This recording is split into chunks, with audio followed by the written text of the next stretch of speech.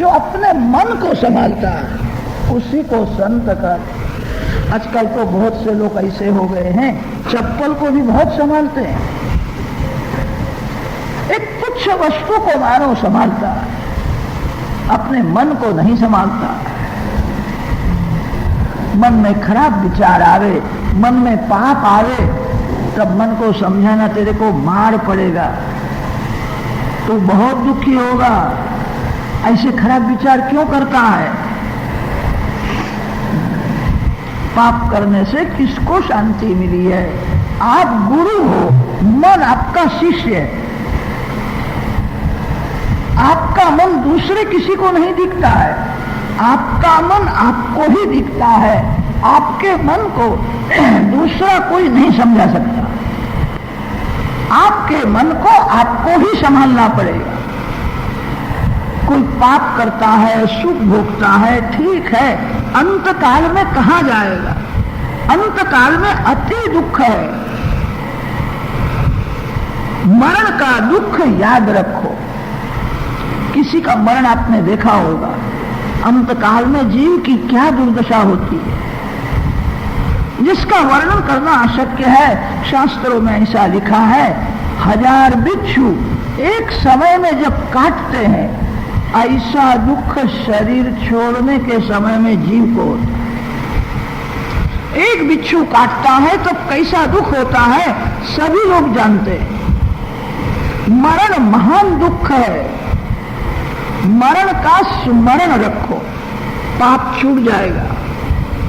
साधारण मानव जब पाप करता है ऐसा समझता है मैं मरने वाला नहीं हूं, मेरे को कोई सजा करने वाला नहीं है, मेरे को कौन देखता है, मैं बड़ा सयाना हूं, ऐसा समझ करके पाप करता है। अंतकाल में अति दुख भोगना पड़ता है। भगवान श्री शंकराचार्य स्वामी को आश्चर्य होता है, यद्यपि लोके मरणम शरणम तदपि न मुंचति पापाचरणम भज गोविंदम भज गोविंदम गोविंदम भज मूढ़मते। सभी लोग जानते हैं मरना ही पड़ेगा, मरण का निवारण अशक्य है, मृत्यु मस्तक में है, अंत काल में अति दुख है। मानव जानता हुआ भी पाप करता है, पाप नहीं छोड़ता है। यही जगत में आश्चर्य है। ऐसा सुना है, जिसको फांसी की सजा होने वाली है उसको 2 घंटे पहला पूछा जाता है, मिठाई खाने की इच्छा है, किसी के साथ बातें करनी है, क्या इच्छा है, अंतिम इच्छा पूर्ण की जाएगी। जो जानता है 2 घंटे के बाद मेरे को फांसी की सजा होने वाली है, वह अंदर से बहुत घबराया रहता। उसको कोई अच्छी मिठाई देवे तो भी खाने की इच्छा नहीं होती। मरण का स्मरण रखो, मरना ही पड़ेगा। मृत्युदेव को किसी की दया नहीं आती है, मरण का निवारण अशक्य है। सभी लोग जानते हैं मरना है तो भी पाप छोड़ते नहीं। यही जगत में आश्चर्य है। अर्जुन को आज्ञा दी है, अर्जुन जन्म का दुख, मरण का दुख, वृद्धावस्था का दुख भूलना नहीं। वृद्धावस्था में अति दुख है, जन्म महान दुख है। माँ को जो दुख होता है उससे 1000 गुना दुख जो जीव माँ के पेट में से बाहर आता है। माँ के पेट में सभी जीवों को ज्ञान होता है। जीव जब बाहर आता है तब अति दुख में ज्ञान को भूल जाता है। जन्म का समय में अति दुख है, मरण महान दुख है, वृद्धावस्था अति दुख है। प्रातः काल में जागने के बाद एक बार थोड़ा विचार करो, आज दिन भर मैं भक्ति करूंगा, कदाच आज ही मेरे को यमदूत पकड़ने के लिए आवे तो घबराना नहीं। आज किसी को पकड़ने के लिए आने वाले नहीं हैं, हम सब लोग भगवान के चरण में बैठे। विचार करो, कदाच आ जावे तो क्या होगा। मरण का दुख भूलना नहीं। मरण का दुख याद रखो। कितने लोग तो सवेरे उठने के बाद प्रथम विचार करते हैं, आज दाल बनावे कि कढ़ी बनावे, आज क्या बनावे, आज सब्जी क्या लावे, खाने का ही विचार करते हैं। कितने लोग तो ऐसे हो गए हैं, उनका मन रसोई घर में ही घूमता रहता है, क्या बनाना और क्या खाना। रसोई घर में से उनका मन बाहर निकलता ही नहीं है। खाने के लिए जीवन नहीं है। इस शरीर से भगवान की भक्ति होती है, इसलिए इस शरीर को थोड़ा भोजन देने की जरूरत है, जीवन भजन के लिए। प्रातः काल में स्मरण करो, आज मैं दिन भर भक्ति करूंगा, कदाच मरण हो जावे तो। कितने लोग ऐसा समझते हैं, तक्षक नाग परीक्षित को ही काटने के लिए गया, कभी मेरे को तक्षक नाग काटने के लिए आने वाला नहीं है। 12 स्कंध में वर्णन है तक्षक नाग काल का स्वरूप, भागवत में ऐसा वर्णन है। काल तक्षक किसी को छोड़ता नहीं है, काल तक्षक समय होने पर सभी को काटता है। 7वें दिन में काटने वाला है। थोड़ा विचार करने पर ध्यान में आवेगा, 7 ही वार होते हैं, 8वां कोई वार नहीं। रविवार, सोमवार, मंगलवार, बुधवार, गुरुवार और शुक्रवार, शनिवार, ये 7 वार में मेरे लिए भी किसी वार का निर्णय हो गया। जन्म के समय में मरण की जगह, मरण का कारण और मरण का समय, ये तीनों का निर्णय होने के बाद जीव मां के पेट में से बाहर आता। जन्म के समय में नक्की हुआ है क्या, कहाँ मरने वाला है, किस कारण से मरने वाला है, कब मरने वाला है। मरण का समय, मरण की जगह, मरण का कारण, ये तीनों का पूर्ण निर्णय जन्म के समय में ही होता है। तब जीव बाहर आता है। मृत्युर जन्मवताम वीर देहेन सहजायते अद्यवाद्य शतांतेवा मृत्युर्वै प्राणिनां ध्रुवः। मेरे लिए किसी भी वार का निर्णय हुआ ही है, इस वार में इसका मरण हो। मरण का स्मरण रखो, पाप छोड़ दो। पाप करके किसको शांति मिली। अंत काल में जीव जो घबराता है वो पाप बहुत किया इसीलिए भय लगता है। पाप का भय है, जिसने पाप नहीं किया उसको अंत काल में शांति रहती है, मैं तो अच्छी जगह में जाने वाला। तो शरीर अब बिगड़ गया है, भगवान मेरे को अच्छा कोई मकान देने वाले। जिसने पाप नहीं किया उसको अंत काल में भय नहीं लगता, पाप का ही भय होता है। सबसे बड़ा भारी पुण्य कौन है? शास्त्रों में वर्णन है, पाप जो नहीं करता वो महान पुण्य करता। पाप छोड़ना ही महान पुण्य है। सावधान रहो, पाप न हो। जो पाप छोड़ देता है वह संत है। जो अपने मन को संभालता है वह संत है। दूसरा सब भले बिगड़ जावे, मेरा मन बिगड़े नहीं, मेरे मन में खराब विचार आवे नहीं, मन को संभालना है, वह संत है। जो दूसरे के गुण को देखता है, अपने दोष का जो स्मरण रखता है, वह संत है। आपको संत होने की इच्छा हो, दूसरे किसी का भी दोष देखना नहीं। दूसरे का दोष देखने से कोई लाभ नहीं। आप जिसके दोष देखते हो उसका कल्याण नहीं होता है, आपका भी कल्याण नहीं होता। दूसरे के दोष देखने की क्या जरूरत है? इस संसार में निर्दोष एक परमात्मा नारायण है। जीव मात्र कोई भूल करते हैं। दूसरे के गुण को देखो, अपने दोष का स्मरण रखो, आप संत हो जाओ।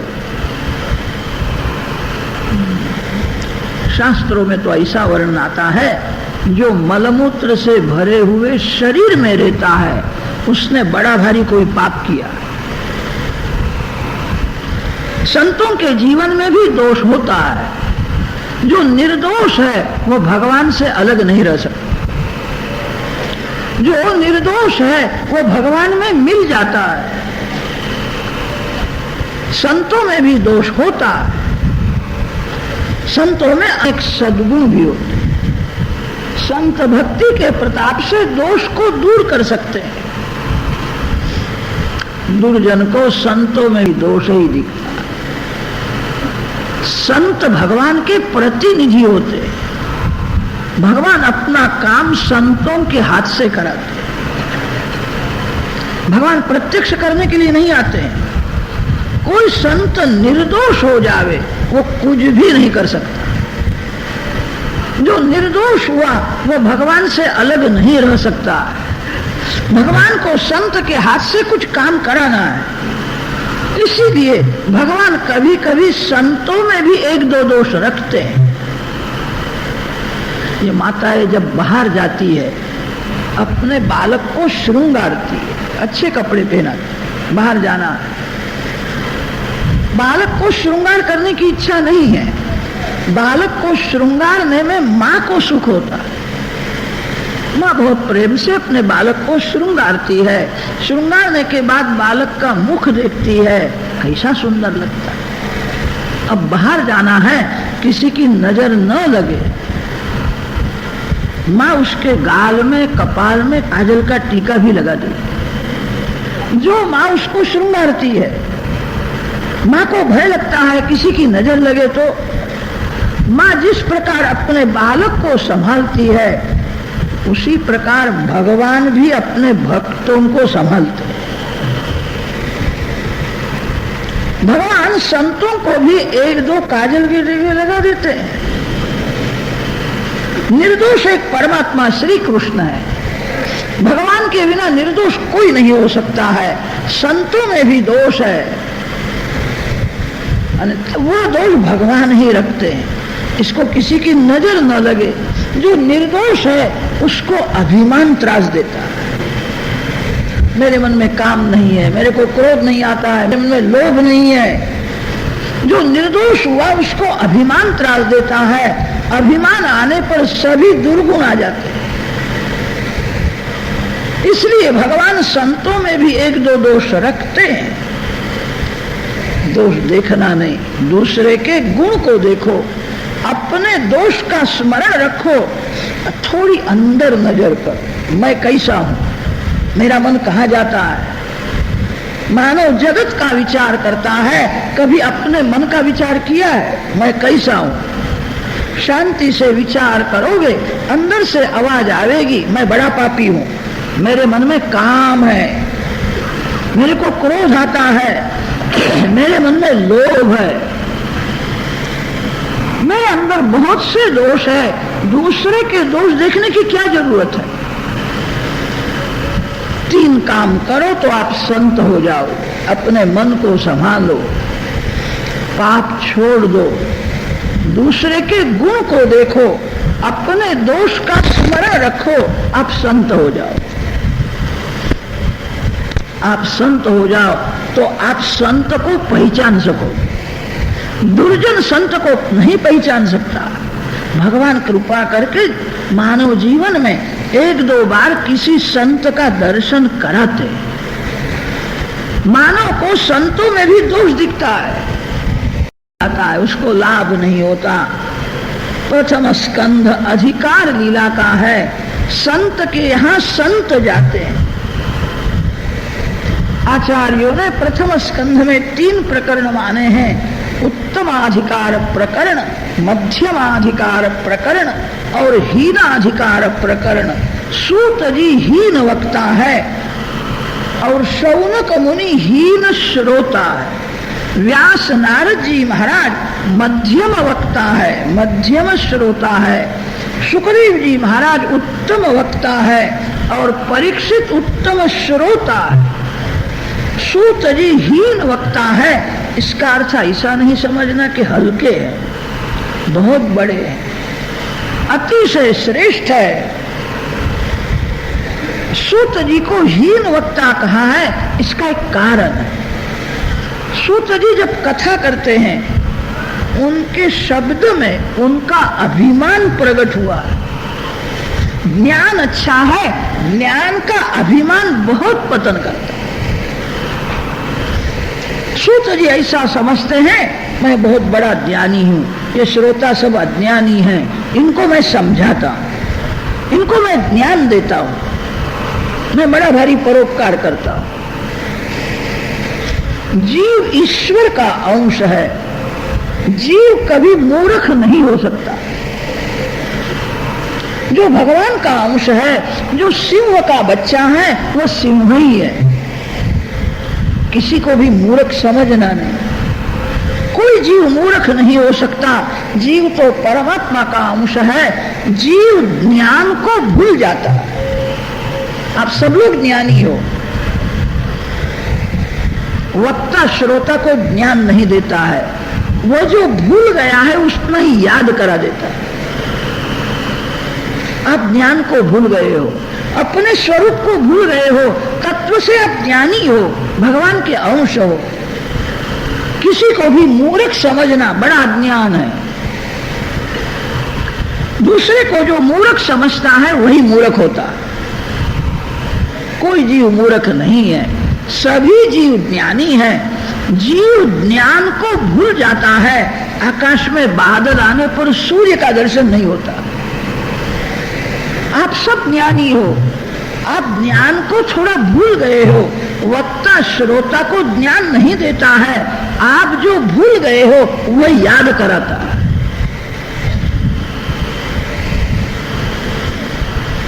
ज्ञान का स्मरण कराता है। आप ज्ञानी हो, आत्मा ज्ञानमय है। जीव ज्ञान को भूल गया है, उसी का स्मरण किया जाता है। सूत जी ऐसा मानते हैं, मैं बड़ा ज्ञानी हूं, श्रोता अज्ञानी है, मैं उनके ऊपर कुछ कृपा करता हूं, उपकार करता हूं, मैं उनको ज्ञान समझाता हूं। ऐसा नहीं, सभी जीव ज्ञान स्वरूप है। किसी जीव को मूर्ख समझना नहीं। जीव ज्ञान को भूल गया। कथा सुनने से वक्ता जो है श्रोता को याद कराता है, यही भूल है। इतनी भूल सुधारने की जरूरत है। आप जो जानते हो वही याद कराया जाता है। सूत जी ऐसा समझते हैं, मैं बड़ा भारी ज्ञानी हूं। उनका अभिमान मरा नहीं है, ज्ञान अच्छा है, ज्ञान का अभिमान बहुत खराब है, पतन करता है। सूत जी को इसीलिए अधम वक्ता कहा। हमारे से तो बहुत बहुत श्रेष्ठ है। उनका अभिमान कथा में प्रकट हुआ, उनके शब्द में प्रकट होता है, इसलिए उनको अधम वक्ता माना है। व्यास और नारद जी मध्यम वक्ता और मध्यम श्रोता। व्यास जी में, नारद जी में अभिमान नहीं, ज्ञान परिपूर्ण है, भक्ति परिपूर्ण है। व्यास नारद जी में वैराग्य का अंश थोड़ा कम है। सुखदेव जी में ज्ञान, वैराग्य और भक्ति तीनों परिपूर्ण है। इसीलिए सुखदेव जी महाराज को उत्तम वक्ता माना है। व्यास नारद जी में ज्ञान परिपूर्ण है, भक्ति परिपूर्ण है, कोई दोष नहीं है, अभिमान नहीं है। वैराग्य का अंश कम है। व्यास और नारद जी समाज सुधारक संत है। समाज में भक्ति का प्रचार हो, सभी भगवान की भक्ति करे, किसी के घर में झगड़ा न होवे, सभी सुखी होवे। संत दो प्रकार के होते हैं, लोक संग्रही संत और लोक त्यागी संत। सुखदेव जी महाराज लोक त्यागी संत है, उनको लंगोटी की भी जरूर नहीं है। व्यास जी को कहा, आप मेरे पिता नहीं, मैं आपका पुत्र नहीं। पिता पुत्र का संबंध सच्चा नहीं होता है, जीव ईश्वर का संबंध सच्चा है। मेरे पीछे क्या पढ़ते हो? परमात्मा के पीछे पढ़ो। जन्म से कौन पिता है? पुत्र का मरण होवे तो पिता जीवित रहने पर भी वो पिता नहीं माना जाता। पिता पुत्र का, पति पत्नी का संबंध व्यवहार दृष्टि से सत्य है, तत्व दृष्टि से यह सत्य नहीं है। जीव का ईश्वर के साथ ही संबंध सत्य है। सुखदेव जी महाराज ने सब कुछ छोड़ दिया है, उनको लंगोटी की भी जरूरत नहीं है। व्यास जी को कहा, आप मेरे पिता नहीं हो, मैं आपका पुत्र नहीं हूं। सबका त्याग किया। व्यास और नारद जी महाराज लोक संग्रही संत है। लोक संग्रही संत का अर्थ होता है उनको थोड़ी समाज की सेवा करने की इच्छा है। समाज सुधरे, धर्म का प्रचार होवे, कोई भी किसी का बुरा न करे, सभी सुखी होवे। समाज को सुखी करने की भावना अच्छी है। समाज को सुखी करने की भावना कभी कभी भक्ति में विघ्न करती है। जो समाज की सेवा करता है ठीक है, उसको भगवान को भूल करके समाज का चिंतन करना पड़ता है। ये लायक है, वो इसको ज्यादा देना चाहिए, ये लायक नहीं है, इसको कम दो। समाज सेवा में राग द्वेष है, हल्के लोगों का संग होता है। इसीलिए हमारे ऋषियों ने समाज सेवा से भी श्री कृष्ण सेवा को बहुत महत्व दिया। भगवान की सेवा पूजा में राग द्वेष नहीं है।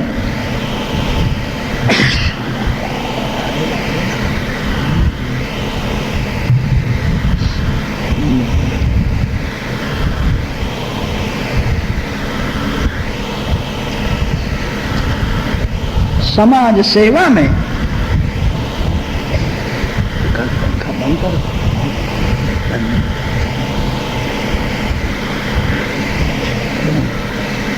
पंखा बंद करो।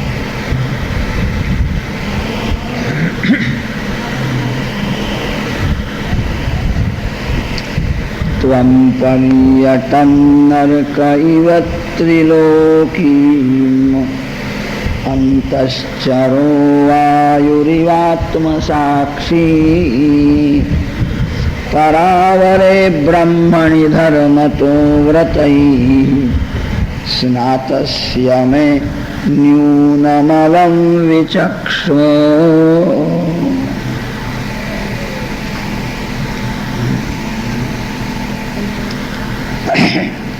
समाज सेवा करना सभी का धर्म है। याद रखना, समाज सेवा से भी श्री कृष्ण सेवा श्रेष्ठ है। समाज सेवा में हल्के लोगों का संग करना ही पड़ता है। हल्के लोगों का संग कभी मन को बिगाड़ता है।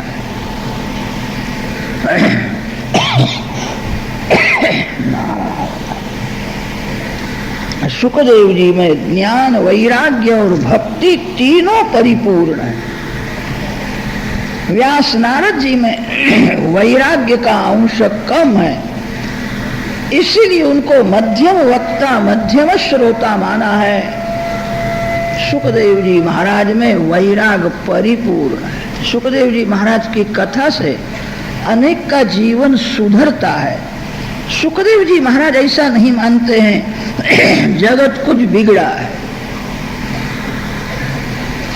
जगत बिगड़ा है उसी को खबर पड़ती है जिसका मन बिगड़ा है। जगत बिगड़ा है उसी को खबर पड़ती है जिसकी आंख बिगड़ी है। जिसकी आंख और मन अति शुद्ध है उसको जगत ब्रह्म रूप से ही दिखता है। सुखदेव जी महाराज की कथा से अनेक का जीवन सुधरता है। सुखदेव जी महाराज ऐसा नहीं मानते हैं मैं समाज को सुधारता हूं। वैराग परिपूर्ण एक संत को पूछा था, महाराज दिन भर आप भक्ति करते हो, जगत का तो थोड़ा विचार करो, जगत बहुत बिगड़ा है। संत ने जवाब बहुत सुंदर दिया, मेरे भगवान के दर्शन में मेरे को जब तृप्ति हो जावे तब मैं जगत देखने के लिए आऊंगा। मेरे भगवान के दर्शन में ऐसा आनंद आता है, जगत देखने की इच्छा ही नहीं होती। भगवान के दर्शन में तृप्ति नहीं होती है।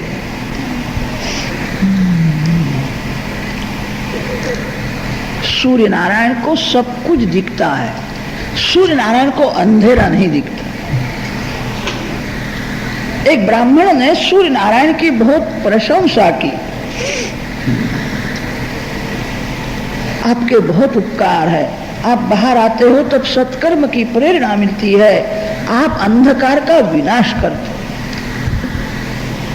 सूर्य नारायण ने कहा, आप उपकार मानते हो, मैं कुछ भी उपकार नहीं करता।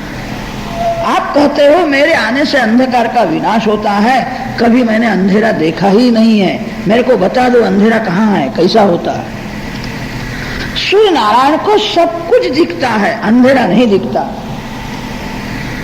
जिसकी ब्रह्म दृष्टि स्थिर है, सुखदेव जी महाराज केवल ब्रह्म ज्ञानी है ऐसा नहीं है, ब्रह्म दृष्टि स्थिर हो गई। बहुत से लोग पुस्तक पढ़ करके ब्रह्म ज्ञानी हो जाते हैं, व्याख्यान भी करते हैं, उनको पैसा मिलता है, भले पैसा मिले शांति कभी नहीं। जिसकी ब्रह्म दृष्टि स्थिर है उसी का ब्रह्म ज्ञान टिकता है। इस समय तो आप सभी लोग ज्ञानी संत के जैसे ही लगते हो। यहाँ से घर में जाने के बाद भोजन की तैयारी न होवे तो आपका ज्ञान टिकेगा कि नहीं भगवान जाने। घर में लोग कहते हैं कि 12 बजे मैं आऊंगा, तैयार रखना। घर में गया देखा सब कुछ भी तैयारी नहीं, ज्ञान टिकता नहीं है। जिसकी ब्रह्म दृष्टि स्थिर है उसी का ब्रह्म ज्ञान टिकता है। सुखदेव जी महाराज केवल ब्रह्म ज्ञानी है ऐसा नहीं है, ब्रह्म दृष्टि उनकी स्थिर हो गई है। ब्रह्म दृष्टि स्थिर होने पर जगत दिखता ही नहीं है, परमात्मा ही दिखता है। पीलिया रोग जब बहुत बढ़ जाता है तब जगत पीला ही पीला दिखता है, दूसरा कोई रंग दिखता ही नहीं है। साधारण ज्ञान में, साधारण भक्ति में जगत और ईश्वर ऐसे दो तत्व रहते हैं। ज्ञान भक्ति जब बहुत बढ़ जाती है फिर जगत रहता ही नहीं है, परमात्मा ही बाकी रहते हैं। सूर्य नारायण को कभी अंधेरा नहीं दिखता है। सुखदेव जी जैसे ब्रह्मनिष्ठ महापुरुष को जगत दिखता ही नहीं। सुखदेव जी में ज्ञान, वैराग्य और भक्ति तीनों परिपूर्ण है। सुखदेव जी की कथा से अनेक का जीवन सुधरता है। सुखदेव जी जानते नहीं है जगत कुछ बिगड़ा है। सुखदेव जी का स्वरूप दिव्य है। सुखदेव जी में ज्ञान, वैराग्य और भक्ति तीनों परिपूर्ण है। इसीलिए सुखदेव जी महाराज को उत्तम वक्ता माना है। परीक्षित उत्तम श्रोता, परीक्षित को उत्तम श्रोता माना है। इसका एक कारण है, भगवान का दर्शन करने की जिसको तीव्र इच्छा है वही परीक्षित है। जीव जगत में अनेक बार दुखी होता है तो भी संसार का मोह छूटता नहीं है।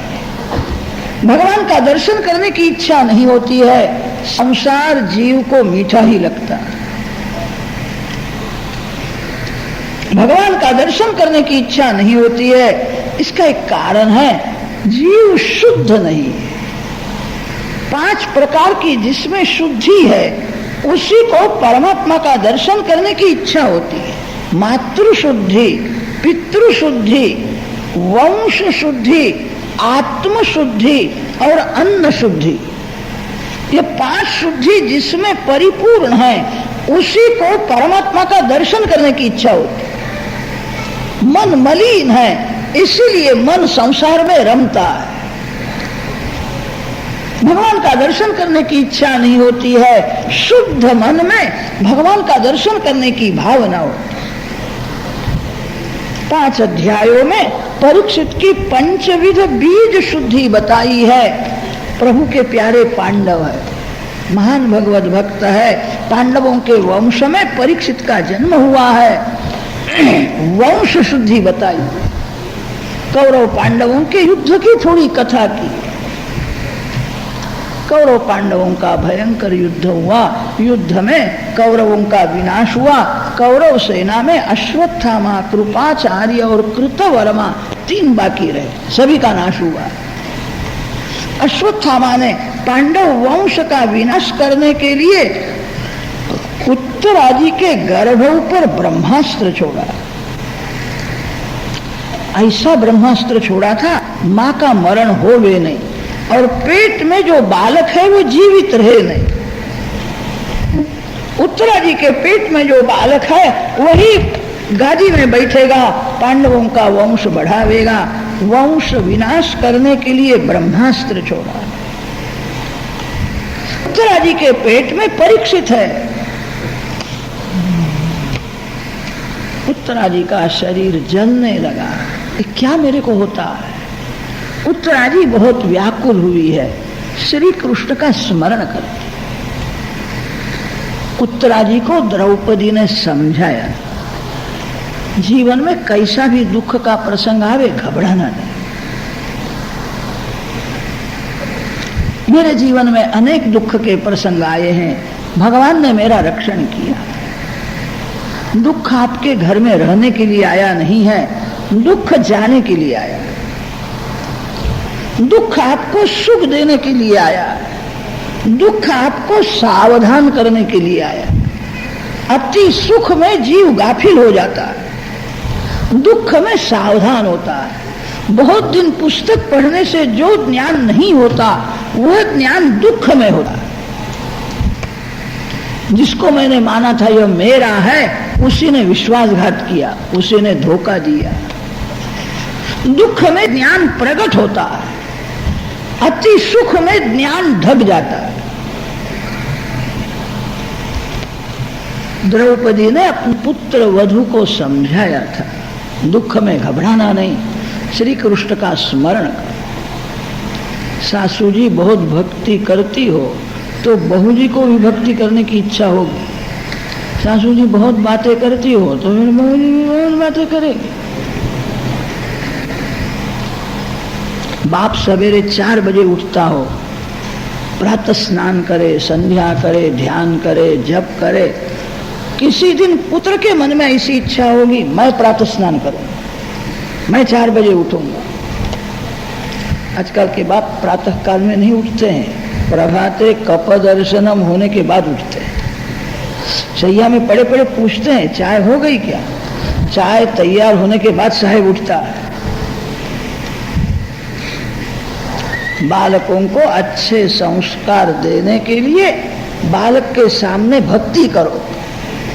बालक का स्वभाव अनुकरण करने का होता है। बालक माँ बाप जैसा करते हैं, जैसा देखता वैसा वो भी करने लगता। बालक के सामने पाप न करो, बालक के सामने झूठ बोलना नहीं, बालक के सामने अतिशय भक्ति करो। बालक को भक्ति के संस्कार देने की जरूरत है। द्रौपदी ने अपने पुत्र वधु को समझाया था। उत्तराजी श्री कृष्ण का स्मरण करने लगी है, भगवान समझ गए। अश्वत्थामा ने पांडव वंश का विनाश करने के लिए ब्रह्मास्त्र छोड़ा। भगवान उत्तराजी के पेट में प्रवेश करते हैं, परीक्षित का रक्षण करते हैं। गर्भ में परीक्षित को परमात्मा का दर्शन हुआ था।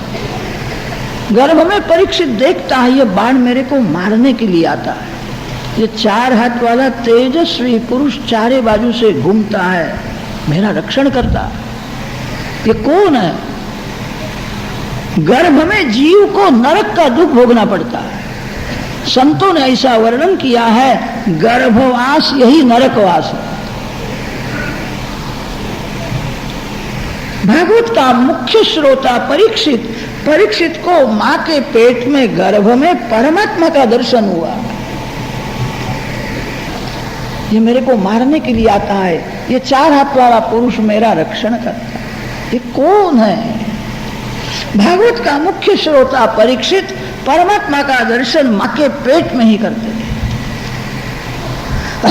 अश्वत्थामा के ब्रह्मास्त्र का निवारण किया। जीव मात्र परीक्षित के जैसे ही है, हम सभी जीव परीक्षित के जैसे हैं। मां के पेट में जीव का रक्षण कौन करता है? गर्भ में जीव कैसे बढ़ता है, किसी मानव की बुद्धि काम नहीं करती। जन्म और मरण का रहस्य कोई मानव समझा नहीं है, भगवान ने अपने हाथ में रखा है। गर्भ में जीव का रक्षण भगवान करते। मां के पेट में से बाहर आने के बाद भी जीवात्मा का रक्षण माता पिता नहीं करते हैं, भगवान करते। अनेक बार माँ को भी खबर नहीं पड़ती बालक को क्या होता है, क्यों रोता है। बालक बोल सकता नहीं, माँ को कुछ खबर नहीं पड़ती है। बाल्यावस्था में जीव का रक्षण भगवान करते। आजकल बहुत से लोग डॉक्टर को यश बहुत देते हैं, डॉक्टर ने मेरे को बचा लिया, रात भर डॉक्टर बैठा था, इंजेक्शन देता था। अरे डॉक्टर में बचाने की शक्ति होवे तो डॉक्टर का मरण क्यों होता है? जो काल के अधीन है वो दूसरे को बचा सकता है। रक्षण करने वाला कोई दूसरा है। डॉक्टर को बुद्धि भी भगवान देते हैं। रक्षक परमात्मा है, कोई मानव किसी का रक्षण नहीं कर सकता। सभी जीव परीक्षित के जैसे ही है। गर्भ में जीव का रक्षण भगवान ने किया है, बाहर आने पर भी भगवान ही जीव का रक्षण करते हैं। ये जीव ऐसा दुष्ट है, भगवान के उपकार को भूल जाता है। कभी कभी मानव के जीवन में ऐसे प्रसंग आते हैं, मानव दुखी होता है, अब क्या होगा, हिम्मत हार जाता है, घबराता है। ऐसे समय में भगवान दौड़ते हुए आते हैं। भगवान जीव का रक्षण तो करते हैं, जीव भूल जाता है। भगवान के उपकार को कभी भूलना नहीं। नमस्ये पुरुषं त्वाद्यम् ईश्वरं प्रकृतेः परम् अलक्ष्यं सर्वभूतानां अंतर बहिरवस्थितम्।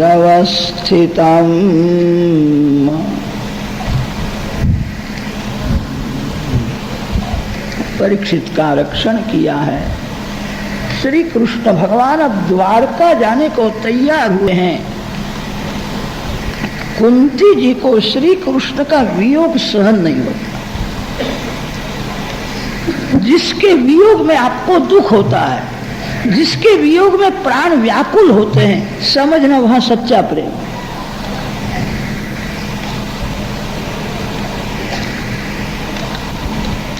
श्री कृष्ण मेरे आंख से दूर जावे नहीं। सर्वकाल में श्री कृष्ण का दर्शन करूं, सेवा करूं। भगवान द्वारका जाने लगे, श्री कृष्ण वियोग सहन हुआ नहीं। भक्ति का आरंभ तभी होता है भगवान के वियोग का जीव को जब दुख होता है।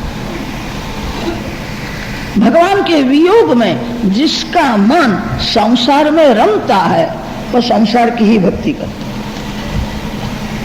भगवान के वियोग का जब दुख होता है, मैं इतना बड़ा हो गया, एक बार भी भगवान का दर्शन हो, मैं कैसा पापी हूं, मैं कैसा अधम, मेरे को एक बार भी दर्शन हुआ नहीं है। भगवान के वियोग का जिसको दुख होता है, बड़े बड़े संतों ने भगवान के पास मांगा, ऐसी मेरे ऊपर कृपा करो। श्री राम जब वन में गए तब दशरथ महाराज को जैसा दुख हुआ था वैसा मेरे को। जो भगवान के लिए रोता है, दशरथ महाराज के प्राण व्याकुल हुए थे। उनके आंख में राम थे, उनके मुख में राम थे, मन में राम थे, रोम रोम में राम थे। राम को देखना है। कौशल्या जी को बार बार कहते थे, राम जहाँ हो वहाँ मेरे को ले जा, मेरे को राम को देखना है। मैंने कभी राम को देखा ही नहीं है। दशरथ महाराज को राम वियोग में जैसा दुख हुआ था वैसा दुख मेरे को। भगवान के वियोग का जब दुख होता है तभी भक्ति का आरंभ हो। भक्ति करना बड़ा कठिन है। लोग कहते हैं भक्ति मार्ग बड़ा सरल है, भगवान को फूल की माला अर्पण करनी चाहिए, भोग लगाना चाहिए, आरती करके फिर खूब प्रसाद खाना कि भक्ति हो गई।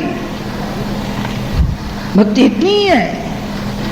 भक्ति मार्ग दुख का मार्ग है, जिसको भगवान के वियोग का दुख होता है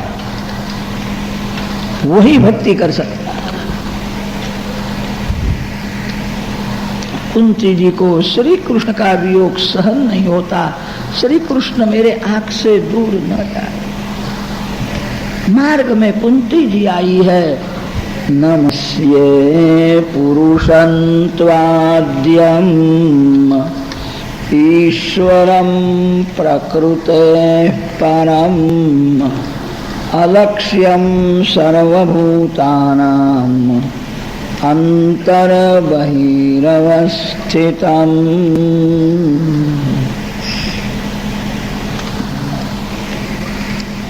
वंदन करती, वंदन भगवान को बंधन में डालता। जीव परमात्मा को वंदन से ही वश कर सकता है। जगत में जो कुछ है सभी के मालिक भगवान है। जीव ईश्वर को क्या दे सकता है? भगवान ने ही कृपा करके जीव को सब कुछ दिया है।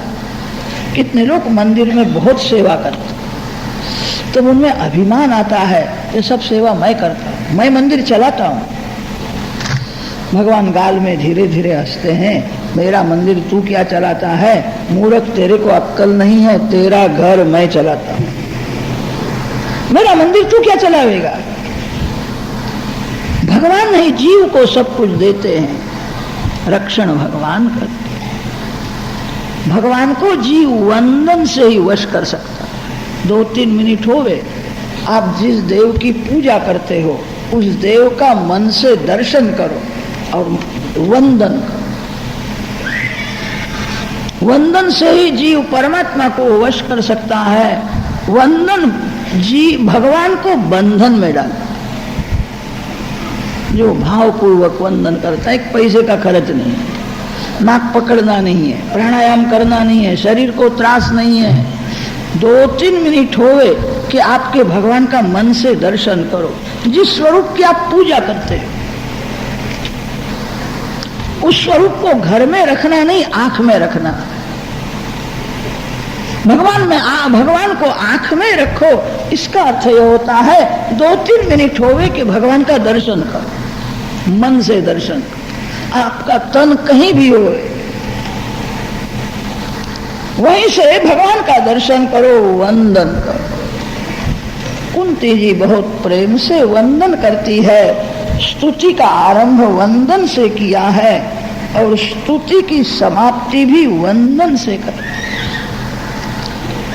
श्री कृष्ण कृष्ण सख वृष्णिरुषभावनिधृक राजन्य वंशदहनानपवर्गवीर्य गोविंद गोद्विज सुरार्तिहरावतार योगेश्वराखिल गुरु भगवन् नमस्ते। आंख में आंसू है, भावपूर्वक वंदन करो। भगवान के लिए जो रोता है भगवान उसके अधीन हो जाते हैं। आज जाना नहीं, द्वारका जाने को तैयार हुए थे। कुंती जी को प्रसन्न करने के लिए भगवान कुंती जी के महल में सभी को आनंद हुआ। कुंती जी को ऐसा हुआ मेरे ऊपर उनका बहुत प्रेम है, मेरे लिए भगवान आए। अर्जुन को ऐसा लगता है मेरे लिए भगवान आए। कल भगवान ने मेरे को कहा था मैं द्वारका जाने वाला हूं। मैंने जब सुना मेरे आंख में आंसू आ गए। भगवान ने देखा था अर्जुन बड़ा वीर है, मैं द्वारका में जाने वाला हूं। सुनने से उसको दुख होता है, बालक के जैसा रोता है। मेरे लिए भगवान। द्रौपदी ने सुना प्रभु पधारे हैं, द्रौपदी को ऐसा लगा मेरे ऊपर उनका बहुत प्रेम है। अंगुली में पट्टी मैंने बांधी थी, मैंने अपनी साड़ी फाड़ डाली, मैंने उनके हाथ में पकड़ी, मेरे ऊपर बहुत कृपा है। सुभद्रा जी ने जब सुना है, सुभद्रा जी ने कहा आप तो मानी हुई बहन हो, मैं उनकी सच्ची बहन, मेरे बड़े भैया है, मैं उनकी छोटी बहन, मेरा पुत्र अभिमन्यु मर गया है, भगवान को मेरा स्मरण हुआ होगा, बहन बहुत दुखी है, मैं थोड़ी दिन उसके साथ में रहूंगी तो दुख को भूल जाएगी। मेरे लिए सभी को ऐसा लगता है मेरे हैं, भगवान किसी के भी नहीं होते, सबसे अलग रहते। भगवान लौकिक संबंध नहीं मानते हैं, प्रेम का संबंध मानते हैं। सबसे ऊंची प्रेम सगाई, प्रेम का संबंध ही भगवान मानते हैं। कुरुक्षेत्र में गंगा जी के किनारे भीष्म पितामह श्री कृष्ण दर्शन की तीव्र इच्छा है, भगवान के स्मरण में तन्मय हो गए हैं। भक्तों में जब प्रेम बढ़ जाता है तब भगवान का आकर्षण होता है। मेरे को कहा है मैं अंत काल में आऊंगा। कुरुक्षेत्र की यात्रा जिन वैष्णवों ने की है उनको खबर है, कुरुक्षेत्र में कौरव पांडवों का युद्ध हुआ, कुरुक्षेत्र में ही गीता जी का उपदेश हुआ। कुरुक्षेत्र में भीष्म पितामह विराजमान युद्ध करते थे, रथ में से गिर गए।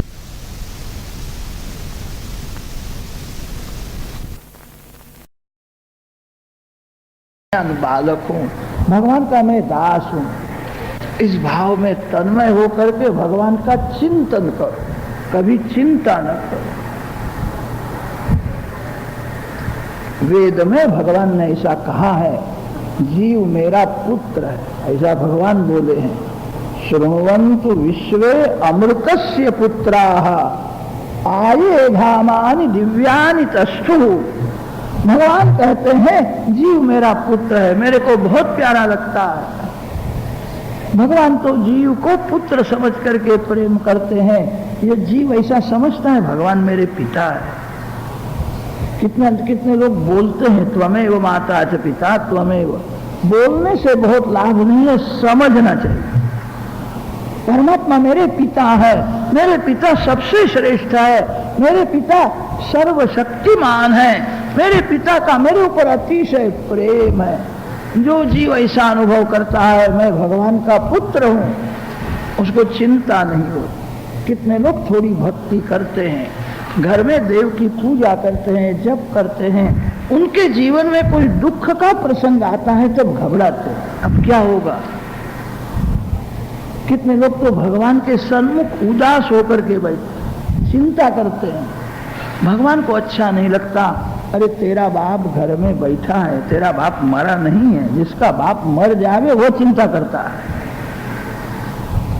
परमात्मा आपके पिता है, जीव ईश्वर का पुत्र है, अपने स्वरूप को क्यों भूलते हो। ऐसा समझो भगवान मेरे पिता है, मेरे ऊपर उनकी बहुत कृपा है। भीष्म पितामह ने धर्मराजा को कहा है तू बड़ा भाग्यशाली। बड़े बड़े योगियों को जिनका दर्शन नहीं होता वे भगवान तेरे घर में हैं, तेरे को अपनाया है। तेरा तो एक निमित्त है, मेरा मरण सुधारने के लिए भगवान यहाँ आए। मेरे को वचन दिया था मैं अंत काल में आपको लेने के लिए आऊंगा, मेरा मरण सुधारने के लिए आए हैं। भीष्म पितामह श्री कृष्ण का दर्शन करते हैं, श्री कृष्ण भीष्म पितामह का दर्शन। चार आंख जब एक होती है तब दर्शन का आनंद मिलता। मेरे लिए आए भीष्म पितामह, हाथ जोड़ते हैं। श्री कृष्ण सबसे श्रेष्ठ है, तो भी श्री कृष्ण सनातन धर्म की मर्यादा को मान देते हैं। भगवान हाथ जोड़ते।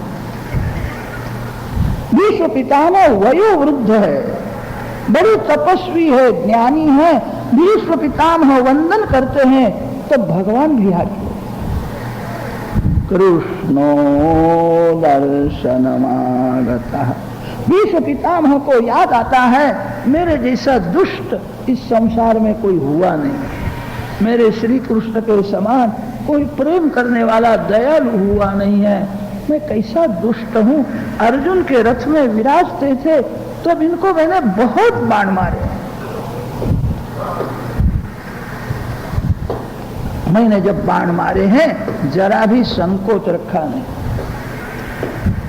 श्री कृष्ण अर्जुन के रथ में विराजमान है, इसीलिए अर्जुन की हार नहीं होती। श्री कृष्ण उड़ जावे तो मैं अर्जुन की खबर लूं। भीष्म पितामह कभी कभी युद्ध में भगवान को ही बहुत बाण मारते। भगवान का स्वरूप अति कोमल है।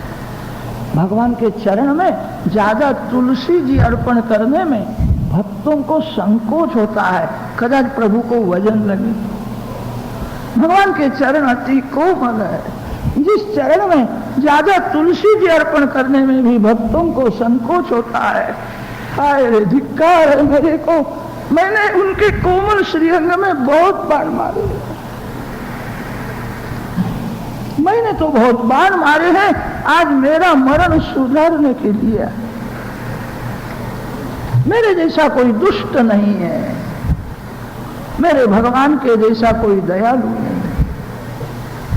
सदैव देवो भगवान प्रतीक्षताम कलेवरम यावदिदं हिनोम्यहम् प्रसन्नः सारुणलोचनोल्लसन् मुखाम्बुजोध्यानपथश्चतुर्भुजः। दर्शन में तन्मयता हुई है। भगवान ने स्मित हास्य किया और कहा, दादा ये धर्मराजा को कुछ पूछने की इच्छा है। कौरव पांडवों का जो युद्ध हुआ है वो धन के लिए युद्ध नहीं हुआ है, धर्म के लिए। दुर्योधन को अनेक रीति से समझाया था, मानता ही नहीं था। धर्मराज ऐसा मानते हैं, राज्य का मेरे को लोभ था इसलिए मैंने युद्ध किया। अनेक के वंश का विनाश हुआ, मैंने अनेक जीवों की हिंसा की है, ऐसा मानते हैं। इनको आप कुछ समझाओ, पूछने के लिए आए। भीष्म पितामह ने कहा, धर्मराजा को जो पूछना हो मेरे को पूछे, मैं उसको समझाऊंगा। मेरे मन में एक शंका रह गई, इस समय मैं किसको पूछने के लिए जाऊं? बड़े बड़े ऋषि बैठे थे, सभी को आश्चर्य हुआ है। भीष्म पितामह की ऐसी प्रसिद्धि है, इस संसार में ऐसा ज्ञानी, ऐसा महान भगवत भक्त, ऐसा वीर पुरुष हुआ नहीं, होने वाला नहीं। बाल ब्रह्मचारी है, काम का विनाश किया है, महान भगवत भक्त है, बड़े ज्ञानी है। ऐसे भीष्म पितामह ने कहा, मेरे मन में एक शंका है, मैं किसको पूछने के लिए जाऊं? सभी को आश्चर्य हुआ, इनके मन में क्या शंका हो? भगवान ने कहा, दादा आपको पूछना है कि मेरे को? मेरे मन में एक शंका, तुम पूछो। भीष्म पितामह ने हाथ जोड़ करके भगवान को कहा, मेरे को बराबर याद है, मैंने कभी तन से पाप नहीं किया, मैंने कभी मन से भी पाप नहीं। अंतर्यामी नारायण को कहते हैं। ईश्वर वह है जो मन को देखता है, जो मन का साक्षी है। भगवान तन की जानते हैं और मन की भी जानते हैं। को देवहा यो मनस साक्षी, मन को जो साक्षी भाव से देखता है वही ईश्वर है। अंतर्यामी नारायण को कहा है, मैंने कभी मन से भी पाप नहीं किया। यह आत्मनितिष्ठन् आत्मान मंतरो यवयति यस्य आत्मा शरीरम स अंतर्यामी अमृतः। श्री कृष्ण अंतर्यामी नारायण है। अंतर्यामी नारायण को कहते हैं, कभी मैंने मन से भी पाप नहीं किया। मेरे को बराबर याद है, जवानी में मैंने कभी पाप नहीं किया है। यौवन काल बड़ा खराब काल है। प्रायः सभी जीव यौवन में पाप करते हैं। भगवान को कहा है मैंने कभी यौवन में भी पाप नहीं किया है। बहुत पवित्रता से जिसका यौवन परिपूर्ण हुआ है ऐसे महान पुरुष इस संसार में बहुत ही कम है। यौवन काल में सभी की बुद्धि बिगड़ती है, पाप होता है। भगवान को कहा मैंने जवानी में भी कभी पाप नहीं किया है, मैंने तन से पाप नहीं किया, मैंने मन से पाप नहीं किया। भगवान ने सुमित हास्य सत्य बोलते हैं, मस्तक हिलाया है, आपने जीवन में कभी पाप नहीं किया, इसीलिए तो मैं आपको मिलने के लिए आया, आपको मैं लेने के लिए आया। विश्व पितामह ने कहा है दुख पाप का फल होता है। मैंने जीवन में कभी पाप नहीं किया तो भी अंत काल में मेरे को बहुत दुख होता है, अतिशय वेदना होती है। मैंने पाप नहीं किया तो भी मेरे को ऐसी सजा क्यों होती है? भगवान ने कहा दादा आपने पाप किया नहीं, दुर्योधन दुशासन जो पाप करते थे वो पाप आपने देखा है। पाप देखना भी बड़ा पाप है, दूसरे का पाप सुनना भी बड़ा पाप है, दूसरे के पाप का जीभ से उच्चार करना भी पाप है। धर्म की गति अति सूक्ष्म है। आपने पाप देखा है। विश्व पितामह ने पूछा मैंने कब पाप देखा है? क्या आप भूल गए हो? मैं सभी का याद रखता हूं। दुशासन द्रौपदी को सभा में ले आया। दुर्योधन महान मूर्ख है। दुर्योधन बोलने लगा ये मेरी दासी है, नग्न करो।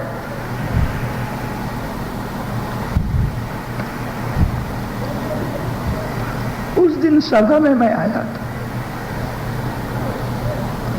दुशासन महामूर्ख है, साड़ी को खींचने लगा है। भगवान जिसको ढाकते हैं उसको कौन खुला कर सकता है? सुंदर सुंदर साड़ी द्रौपदी को भगवान ने पहना है।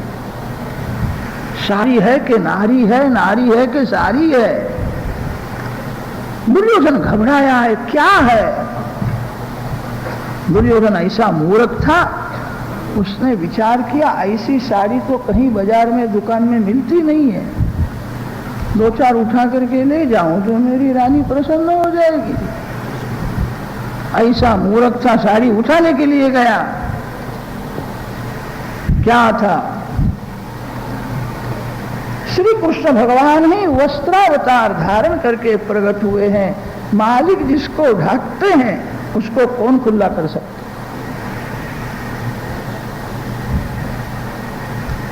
दादा उस दिन सभा में मैं आया था, मेरे को बुरा तो यो लगा कि भीष्म पितामह जैसे बड़े ज्ञानी पुरुष इस सभा में बैठे हैं, जिस सभा में एक महान पतिव्रता स्त्री का अनादर होता है। आपके घर की पुत्रवधू आर्य संदारी महान पतिव्रता, उसका अनादर होवे। आपके जैसे ज्ञानी पुरुष वहां बैठ करके देखते थे। आपने पाप नहीं किया। दुर्योधन दुशासन ने जो पाप किया वह आपने देखा। पाप देखना भी पाप है।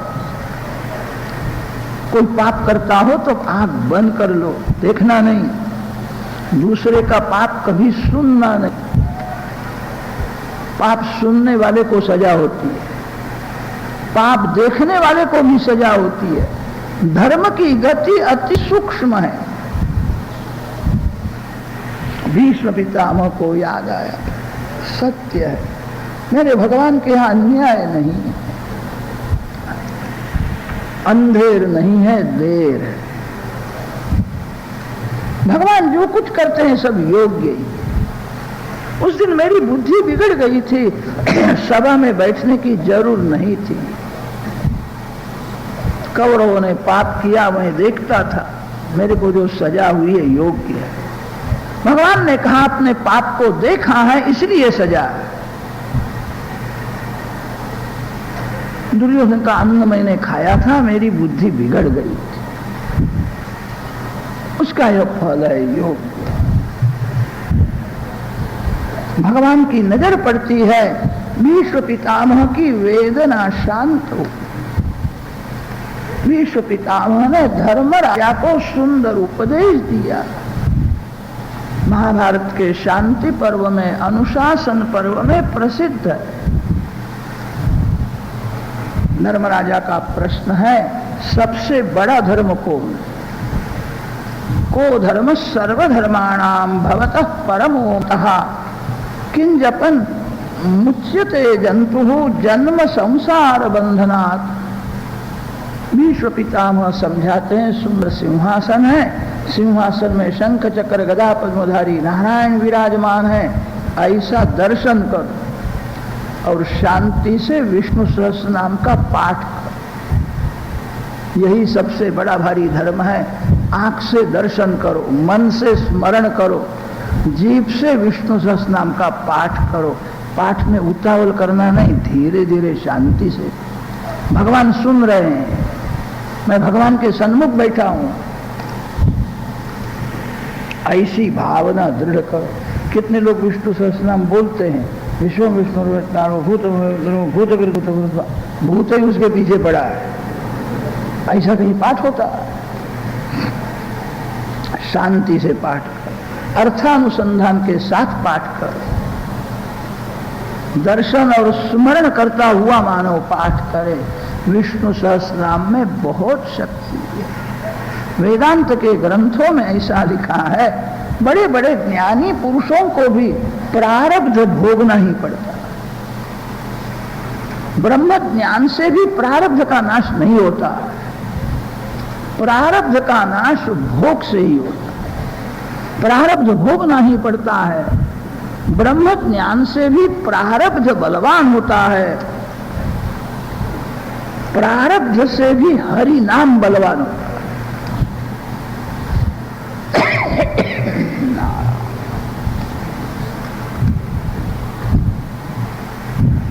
मेटत कठिन कुअंक भालके, भालके कुअंक मेटत। ब्रह्म ज्ञान से भी प्रारब्ध बड़ा बलवान होता है। ब्रह्म ज्ञान से प्रारब्ध का नाश नहीं होता। बड़े बड़े संतों के जीवन में सुख दुख के, मान अपमान के प्रसंग आते हैं, संत सहन करते हुए बोलते हैं, प्रारब्ध है, भोगना पड़ेगा। प्रारब्ध का नाश ब्रह्म ज्ञान से भी नहीं होता है। ब्रह्म ज्ञान से भी प्रारब्ध बड़ा बलवान होता है। प्रारब्ध से बलवान हरि नाम, जो बहुत प्रेम से भगवान के नाम का सतत जप करता है, उसके प्रारब्ध का नाश हो जाता है। प्रारब्ध का नाश ब्रह्म ज्ञान से नहीं होता, सतत भक्ति करने से, तीव्र भक्ति से प्रारब्ध का नाश होता। किसी के कपाल में विधाता ने लिखा है 5 वर्ष के बाद बहुत बीमार होगा, 6 महीना तक शैया में पड़ा रहेगा, अति दुख सहन करना पड़ेगा। कोई वैष्णव बहुत प्रेम से 12,000 विष्णु सहस्त्र नाम के पाठ करे। 12,000 पाठ करने पर जो कपाल में लिखा है 6 महीने तक दुख भोगना पड़ेगा, 1-2 दिन थोड़ा बुखार आएगा। 6 महीने का प्रारब्ध 1-2 दिन में ही पूरा हो जाएगा। भगवान के नाम में कैसी शक्ति है। नाम के साथ जो प्रेम करता है, ब्रह्म ज्ञान से प्रारब्ध का नाश नहीं होता, प्रारब्ध बलवान है। प्रारब्ध का नाश भक्ति से हो, भक्ति सबसे श्रेष्ठ है। रोगार्तो मुच्यते रोगात् बद्धो मुच्येत बंधनात्। भागवत की कथा सुनते हो, विष्णु सहस्त्र नाम का पाठ करने का नियम लो। विष्णु सहस्त्र नाम में बहुत शक्ति है। एक पाठ भोजन करने से प्रथम करो, और एक पाठ जो है रात्रि में सोने से प्रथम एक पाठ। रात्रि में भक्ति करने की बहुत जरूरत है। रात्रि में जो भगवान की भक्ति नहीं करता वो पाप करता है। रात्रि में जो भगवान की भक्ति नहीं करता उसको काम मारने के लिए जाता है।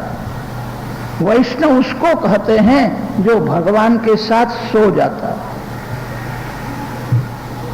जो भगवान के साथ सो जाता है उसको कैसा आनंद मिलता होगा।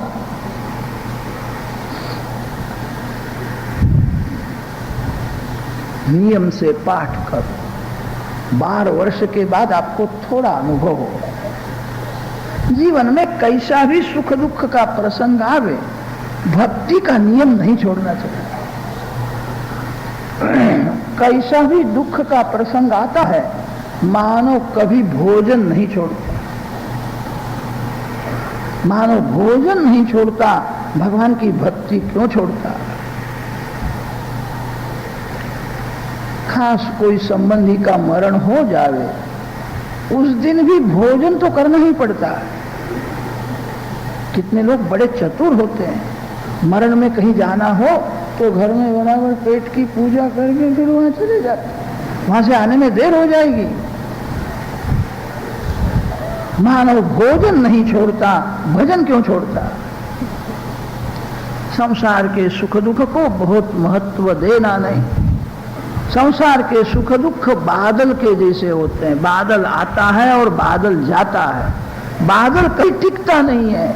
संसार में सुख कायम रहता नहीं है और दुख भी कायम रहता है।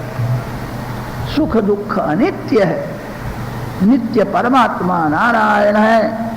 कैसा भी दुख का प्रसंग आवे, मेरा नियम है विष्णु सहस्त्र नाम का पाठ किए बिना मैं पानी नहीं पीऊंगा।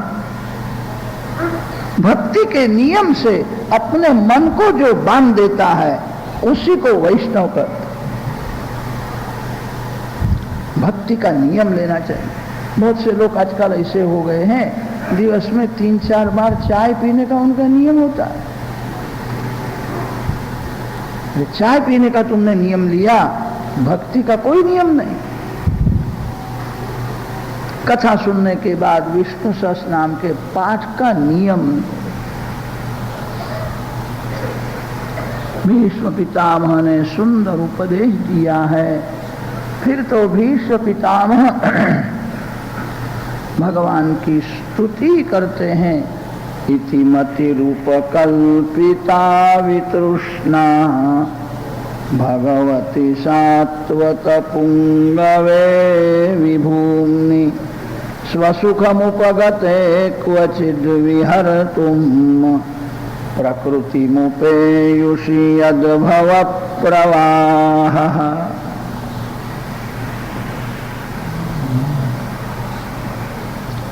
मैं शरण में आया हूं, मैं आपका हूं, कृपा करो। मेरे भगवान को मैं क्या अर्पण करूं। मेरी बुद्धि और मन मैं भगवान को अर्पण करूं। जीव जब भगवान को कुछ देता है तब भगवान को भी लेने में संकोच होता है। ये बड़ा चालाक है, थोड़ा सा देगा और ज्यादा मांगेगा, ऐसा लगता है। कितने लोग ऐसे होते हैं, रोज मंदिर में दर्शन करने के लिए जाते नहीं है, कोर्ट में तारीख होवे उस दिन मंदिर में दर्शन करने के लिए, और भगवान को 11 रुपया अर्पण करते हैं। हे भगवान, आज तारीख है, मेरा ध्यान रखना। भगवान कहते कैसा दुष्ट है, वकील को 500,000 देता है तो वकील उसके लिए कोर्ट में आता है, मेरे को 11 लेकर के ही कोर्ट में ले जाता है। भगवान कहते देना नहीं, मेरे पास मांगना नहीं। जीव थोड़ा देता है और बहुत मांगता है। इति मति ही उपकल्पिता वितृष्णा मति ही उपकल्पिता। मेरी बुद्धि निष्काम है, मेरा मन निरपेक्ष है, कोई सुख भोगने की इच्छा नहीं, कुछ भी मांगना नहीं है। मेरे को मन की अब जरूर नहीं, मन आपको अर्पण है। मेरी बुद्धि निष्काम है, मेरी बुद्धि आपको मैं अर्पण करता हूं, कृपा करो, मैं आपका हूं। भीष्म पितामह को अंदर नारायण का दर्शन होता है, बाहर नारायण का दर्शन होता है। अंदर बाहर नारायण का दर्शन करते हुए भीष्म पितामह भगवान के चरण में लीन हुए हैं। प्रतिदृशमिव नैकधार्कमेकम् समधिगतोऽस्मि विधूतभेदमोह। भक्ति जब बढ़ जाती है तब भेद का विनाश होता है। वेदांत के ग्रंथों में भेद का निषेध किया है। वेदांत का सिद्धांत है एक ही ब्रह्म तत्व सत्य है, ब्रह्म तत्व के बिना दूसरा जो कुछ दिखता है सब माया का विलास है, मिथ्या है। एक ही परमात्मा सत्य है। भेद का निषेध ज्ञान मार्ग में। ज्ञानी पुरुष कहते हैं भेद दिखता है वो अज्ञान का फल है। लोग सिनेमा देखते हैं, वहां पर्दे के ऊपर अनेक चित्र दिखते हैं। कभी कभी ऐसा चित्र दिखता है जोर से वर्षा जाता है, जल प्रलय हो गया है, समुद्र उछलता है, ऐसा चित्र तो दिखता है। पर्दे का एक धागा भी गीला नहीं होता है, पर्दे के ऊपर चित्र ऐसा दिखता है। कभी कभी ऐसा भी चित्र दिखता है, हनुमान जी लंका जलाते हैं, सब जल रहा है, पर्दे का एक धागा भी नहीं जलता। ज्ञानी पुरुषों का निर्गुण निराकार ब्रह्म पर्दे के जैसा है। ज्ञानी पुरुष कहते हैं निर्गुण निराकार ब्रह्म स्वरूप में माया से चित्र विचित्र संसार भासता है। चित्र सत्य नहीं है, ब्रह्म सत्य है। भेद अज्ञान से कल्पित है। ज्ञान मार्ग में भेद का निषेध है और भक्ति मार्ग में भेद का विनाश है। दोनों का लक्ष्य तो एक ही है। साधारण भक्ति में भक्त और भगवान दो होते हैं। भक्ति जब बहुत बढ़ जाती है तब भक्त भगवान से अलग नहीं रह सकता। प्रतिदृश्यमिव नैकधार्कमेकं समधिगतोऽस्मि विधूतभेदमोहः। अंदर बाहर नारायण का दर्शन करते हुए भीष्म पितामह भगवान के चरण में लीन हुए। धर्म राज्य की स्थापना की है, प्रजा सुखी हुई है। श्री कृष्ण भगवान द्वारका में जाते, उसका वर्णन बहुत किया है। 11वें अध्याय में भी भगवान द्वारका में आए हैं। सभी को दर्शन की मिलन की आतुरता है। श्री कृष्ण देव नहीं है, सभी देवों के देव है। एक ही समय में अनेक स्वरूप प्रकट किए हैं, सभी को मिले। 16 राजा रानियां हैं, सभी को ऐसा अनुभव हुआ बाहर से जो आए सीधे मेरे घर में ही आए, मेरे साथ बातें की। सभी को ऐसा लगता है प्रथम मेरे को ही मिले हैं। भगवान अनेक स्वरूप धारण करके एक ही समय में सभी को मिले। श्री कृष्ण योगेश्वरेश्वर है। 12वें अध्याय में परीक्षित के जन्म की कथा। श्री कृष्ण द्वारका में जाने के बाद परीक्षित का जन्म हुआ है। बालक को याद आता है, माँ के पेट में मैंने 4 हाथ वाला तेजस्वी पुरुष देखा है, वह कहाँ है? सभी में जो भगवान को शोधता है, जो सभी में भगवान को देखता है, परितः ईक्षते। कोई आवे तो बालक देखता, ये नहीं है, मैंने माँ के पेट में एक तेजस्वी पुरुष को देखा है। धीरे धीरे परीक्षित बड़े हुए हैं। धृतराष्ट्र को विदुर जी का सत्संग हुआ। विदुर जी के सत्संग से धृतराष्ट्र का कल्याण। पांडवों ने जब देखा कलयुग का आरंभ होता है, परीक्षित को कहा आज से तू राजा हो गया, हम जाते हैं। पांडव सब कुछ छोड़ करके हिमालय में गए हैं। केदारनाथ की पांडवों ने पूजा की। शिव कृपा से देह भाव मरता है। आज भी केदारनाथ में ऐसी मर्यादा है, स्त्री होवे के पुरुष होवे, भगवान शंकर की पूजा करने के बाद सभी शिव जी को आलिंगन दे। शिव कृपा से ही देह भाव मरता है। अनेक जन्म का देह भाव ऐसा दृढ़ है, मैं पुरुष हूं, मैं स्त्री हूं। सभी लोग जानते हैं आत्मा शरीर से भिन्न है। स्त्रीत्व पुरुषत्व आत्मा का धर्म नहीं है, देह का धर्म है। देह धर्म में ऐसी दृढ़ता हुई है, जीव भूलता नहीं है, देह भाव को मारना है। पांडवों ने शिव पूजन वहां किया है। शिव पूजन करने से, शिव कृपा से ही देह भाव मरता है। केदारनाथ से ऊपर जाओ तो निर्वाण पंथा, जिसको महापुरुष सतपथ कहते हैं, जिस मार्ग से सुखदेव जी महाराज गए, कभी वापिस आए नहीं, उसी मार्ग से पांडव गए। 4 पांडव और द्रौपदी शरीर छोड़ करके भगवान के धाम में जाते हैं। अकेले धर्मराज सदैव भगवान के धाम में गए। भक्ति में कैसी शक्ति है! वेदांत का सिद्धांत है, ज्योत में ज्योत मिल जाती है। अरे ज्योत में ज्योत मिल जावे तो क्या आश्चर्य है! सतत भक्ति करने से देह भी दिव्य हो जाता है। धर्मराजा ने शरीर छोड़ा नहीं, देह दिव्य हो गया। कलयुग में तुकाराम महाराज ने देह छोड़ा नहीं। तुकाराम महाराज का चरित्र बहुत दिव्य है। घर में सभी प्रतिकूलता थी, अति दुख था, पत्नी बहुत त्रास देती थी, महाराज को कभी क्रोध आया नहीं, मन शांत है। तुकाराम महाराज ने शरीर छोड़ा नहीं। तुकाराम महाराज की पत्नी उनको पहचान सकी नहीं। तुकाराम महाराज वैश्य थे, व्यापार धंधा अच्छा था। भक्ति जब बहुत बढ़ जाती है तब व्यवहार में भूल होने लगती। तुकाराम महाराज की 2-4 बार व्यापार में ऐसी भूल हो गई, फिर तुकाराम महाराज गरीब हो गए। पत्नी जानती नहीं है, पत्नी तो ऐसा मानती है मेरा पति पागल हो गया, बहुत त्रास देती थी। तुकाराम महाराज को कभी क्रोध आया नहीं, सदैव भगवान के धाम में गए।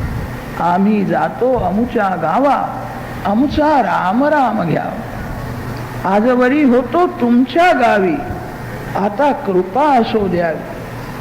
आता नाही जाणे येणे, सहज खुंटले बोलणे। रामकृष्ण विठ्ठल बोला, तुका जातो वैकुंठाला। विठ्ठल विठ्ठल विठ्ठल कीर्तन करते हुए सदैव गए। तुकाराम महाराज की समाधि नहीं है, शरीर छोड़ता है उसकी समाधि हुई।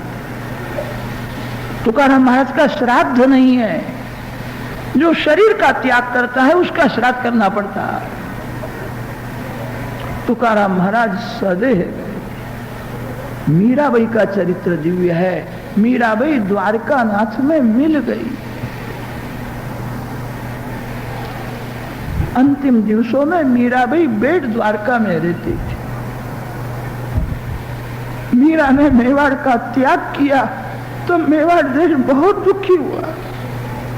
मीराबाई विराजती थी तब मेवाड़ देश बहुत सुखी था।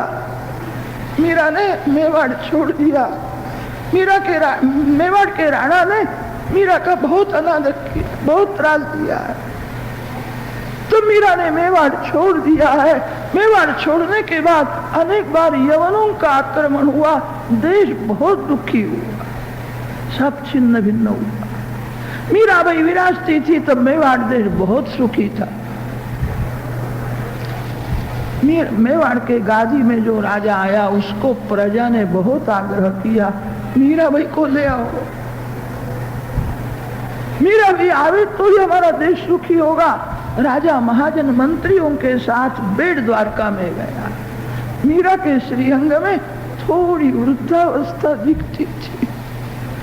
वंदन करता है, क्षमा मांगता है, प्रजा दर्शन के लिए बहुत आतुर है, मेवाड़ पधारो। मीरा ने कहा मैं नहीं आऊं, मेरा कोई अपमान करे वो मैं सहन कर सकती, मेरे मालिक की निंदा की मैं नहीं आऊंगा। राजा ने मीरा के साथ जो संत सत्संग करते थे उनकी प्रार्थना की, मैं दुष्ट हूं, मैं पापी हूं, मैंने बहुत पाप किया, मेरी दया नहीं आती, आप अन्न जल का त्याग करो तो कदाच मीराबाई को दया। संत समझाते, हम साथ में आ गए, 5 मिनट मेवाड़ में भी आ गए, देश दुखी है।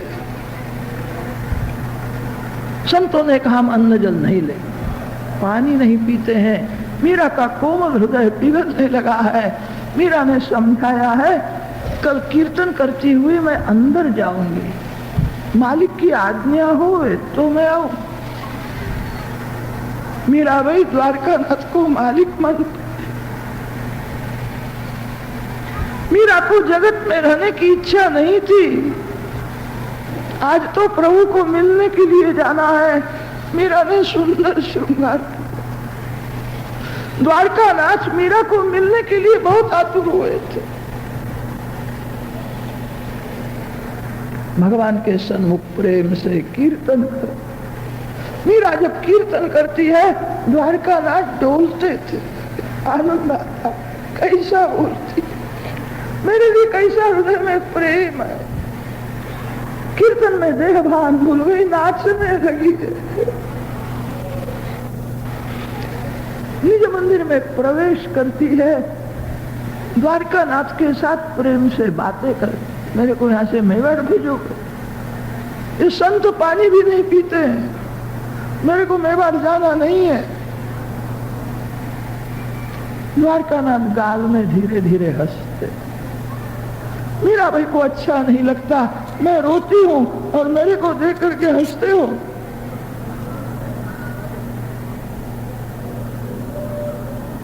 मैं रोती हूं, आपको अच्छा लगता है? भक्तों को इस प्रकार दुख दोगे, आपकी भक्ति कौन करे? मीराबाई चरण में वंदन करने के लिए जाती है। भगवान मीरा को मिलने के लिए बहुत आतुर हो गए। मीरा जहां वंदन करने के लिए जाती है, दोनों हाथ से भगवान ने उठाया, छाती के साथ। हजारों वैष्णवों ने प्रत्यक्ष दर्शन किया है, मीरा द्वारकानाथ में मिल गई। मीराबाई ने शरीर छोड़ा नहीं है।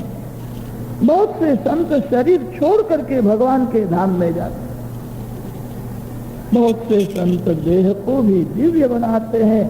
श्री गौरांग महाप्रभु जी जगन्नाथ जी में मिल गए। कृष्ण कृष्ण कृष्ण कृष्ण, श्री कृष्ण वियोग सहन हुआ नहीं। श्री कृष्ण विरह में प्राण व्याकुल हो गए हुए हैं। कृष्ण कीर्तन करते हुए दौड़ते गए, जगन्नाथ जी को जो आलिंगन लिया है जगन्नाथ जी में मिल गए। शरीर छोड़ा नहीं है, भगवान में शरीर के साथ लीन हुए हैं। भक्ति में कैसी शक्ति है। ज्योत में ज्योत मिल जावे तो क्या आश्चर्य है। सतत भक्ति करने से देह भी दिव्य हो जाए। पांडवों में 4 पांडव और द्रौपदी शरीर छोड़ करके गए हैं, अकेले धर्मराज सजे। पांडव भगवान के धाम में जाने के बाद परीक्षित राजा हुआ है।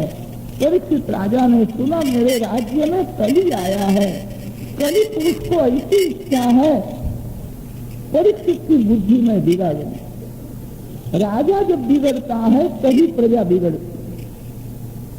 परीक्षित राजा का जीवन बहुत पवित्र है, परीक्षित को स्पर्श करने की हिम्मत नहीं होती।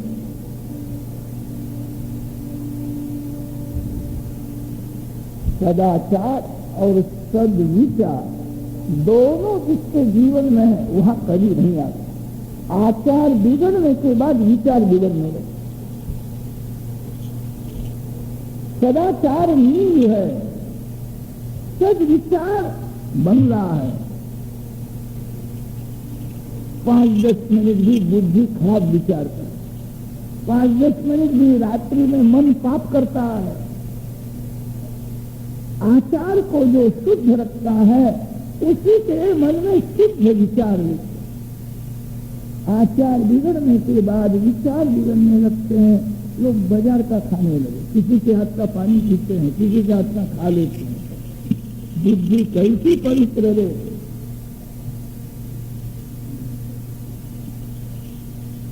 जल दोष वीर्य को बिगाड़ता है। वीर्य में जल तत्व मुख्य है। शुद्ध जल पेट में न जावे तो वीर्य बिगड़ता है। वीर्य बिगड़ने पर जीवन बिगड़ता है। अन्न दोष मन को बिगाड़ता है। रसोई करने वाला सिनेमा देखता हो तो वो रसोई करता है, उस समय उसको सिनेमा की चित्ते आ जाए, बुद्धि बिगड़ जाती है। धर्म की गति अति सूक्ष्म है। परीक्षित का जीवन पवित्र है। कली ने कपट किया, माया बताई है। सरस्वती नदी के किनारे परीक्षित महाराज आए थे। एक ही पांव के ऊपर एक बेल खड़ा, उसके 3 पांव किसी ने काट डाले हैं। गाय माता दिखती है। मेरे राज में गाय को बेल को कौन त्रास देता है? धर्म ही वृषभ है। सत्य, दया, तप और पवित्रता धर्म के 4 अंग है। जो धर्म में स्थिर है उसी के बुद्धि में ज्ञान गंगा आती है।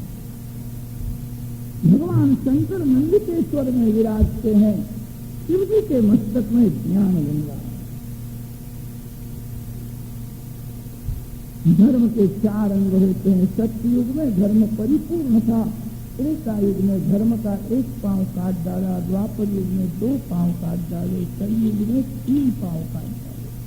कलयुग में थोड़ी स्वच्छता दिखती है, पवित्रता जरा भी नहीं। लोग झूठ बहुत बोलते हैं, सत्य नहीं है।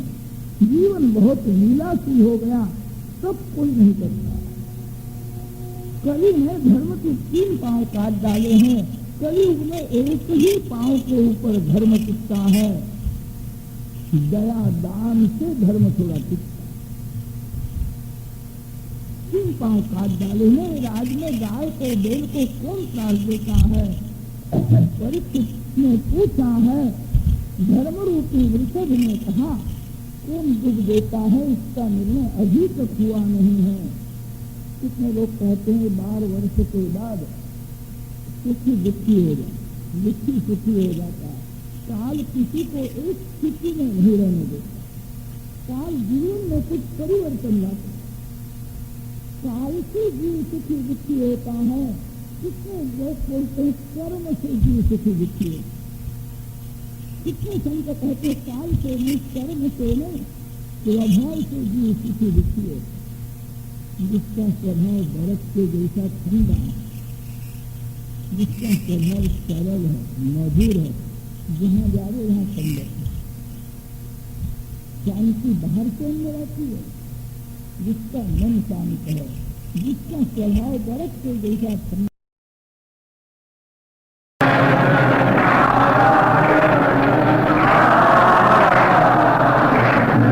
लक्ष्मी नारायण नारायण नारायण।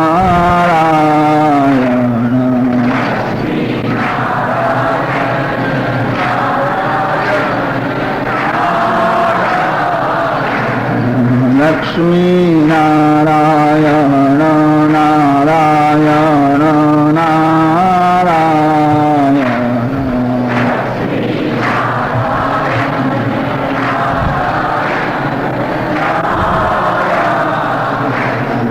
लक्ष्मी नारायण नारायण नारायण।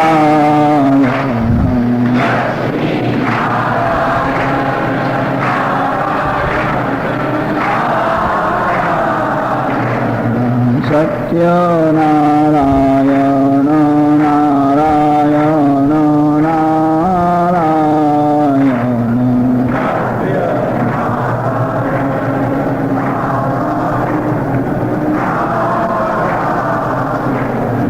सत्य नारायण नारायण नारायण।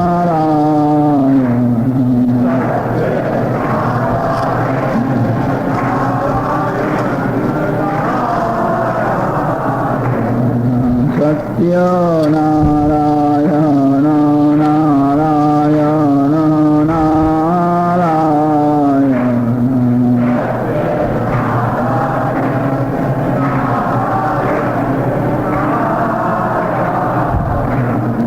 सत्य नारायण नारायण नारायण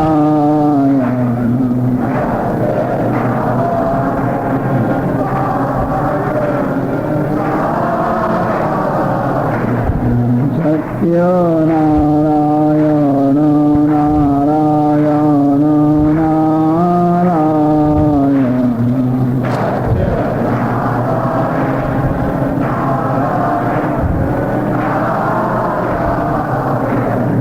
बद्री नारायण नारायण नारायण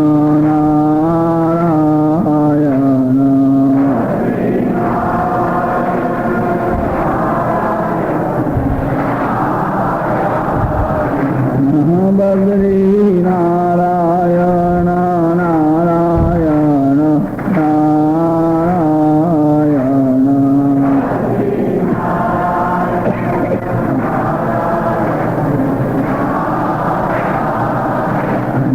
बद्री नारायण नारायण नारायण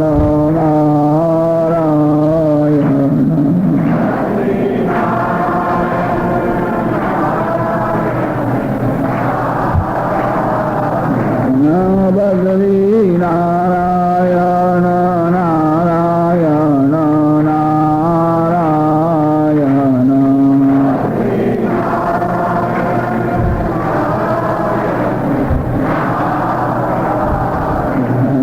बद्री नारायण नारायण नारायण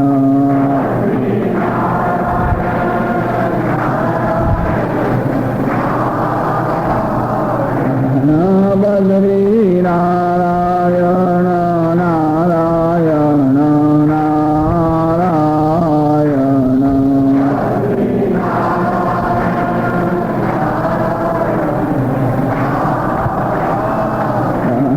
बद्री नारायण नारायण नारायण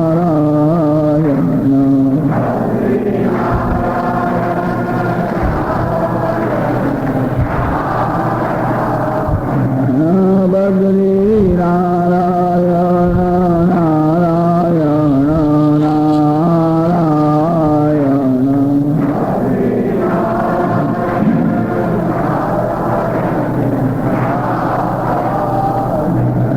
बद्री नारायण नारायण नारायण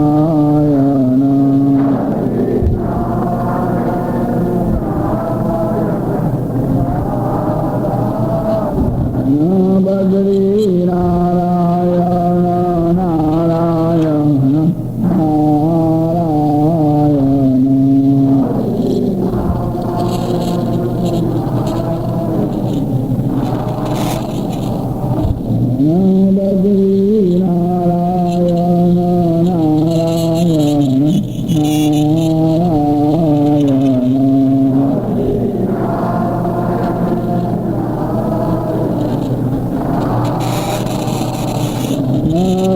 बद्री नारायण नारायण नारायण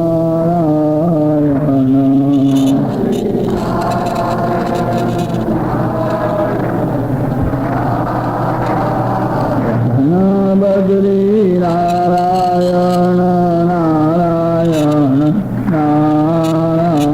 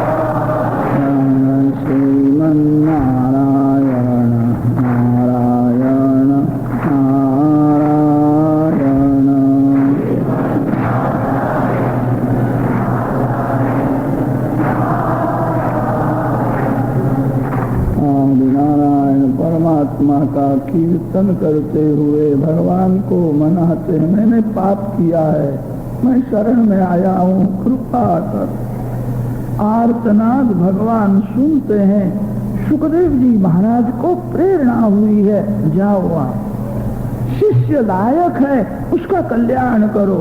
भगवान की प्रेरणा से सुखदेव जी महाराज आए हैं, सभी को दर्शन हुआ है। सभी श्री सुखदेव जी महाराज, देह का भान नहीं है, भगवान की प्रेरणा से सिंहासन में विराजमान है। मेरे जैसे कामी विलासी के घर में ऐसे संत नहीं जाते, भगवान की प्रेरणा से आए हैं, मेरा मरण सुधारने के लिए आए हैं। सुखदेव जी के चरण में साष्टांग प्रणाम किया है। राजा ने कहा, मैं मरने वाला, मैंने पाप किया है, कृपा करो। शिष्य लायक है, उसको किए हुए पाप के लिए पश्चाताप हुआ। गुरुदेव महान सिद्ध है, इसका कल्याण हो। राजा के मस्तक ऊपर वरदहस्त रखा है। उसी समय शंख चक्र गदा पद्मधारी चतुर्भुज नारायण का दर्शन कराया। नारायण का ध्यान करने से जिसका मन नारायणाकार हो गया, मन जिसका ध्यान चिंतन करता है तदाकार हो जाता है। सुखदेव जी महाराज का मन नारायणाकार हो गया, जिसके रोम रोम में से भगवान के नाम का जप हुआ है। ऐसे महापुरुष जिसको स्पर्श करते हैं। राजा के मस्तक ऊपर हाथ रखा है, राजा को भगवान का दर्शन कराया है। सद्गुरुदेव सत्शिष्य को परमात्मा का दान करते। सद्गुरुदेव को शिष्य का कुछ लेने की इच्छा नहीं होती है, मैं तेरे को देने के लिए आया। शिष्य गुरु को क्या देता है? गुरुदेव शिष्य को परमात्मा का दान कर। बहुत घबराए थे, परीक्षित राजा को आश्वासन दिया है, घबराना नहीं, मरण मंगलमय होगा। भूतकाल को भूल जा। भूतकाल का स्मरण रखने से शोक होता है। भूतकाल का जीवन कैसा गया, भविष्य का विचार करने से भय लगता है। भूत भविष्य दोनों को भूल जा, वर्तमान को सुधारो। जिसने वर्तमान को सुधारा है उसके भूत भविष्य सब सुधरने। अभी 7 दिन हाथ में है, तेरा कल्याण होगा, तेरा मरण मंगलमय हो। राजा के मस्तक पर हाथ रखा, उसी से राजा का कल्याण हुआ है। आगे की सभी कथा हमारे लिए। सुखदेव जी ने राजा के मस्तक पर हाथ रखा, भगवान का दर्शन हुआ, राजा कृतार्थ हुए हैं। अब परीक्षित महाराज प्रश्न करेंगे, वो कथा पूरी।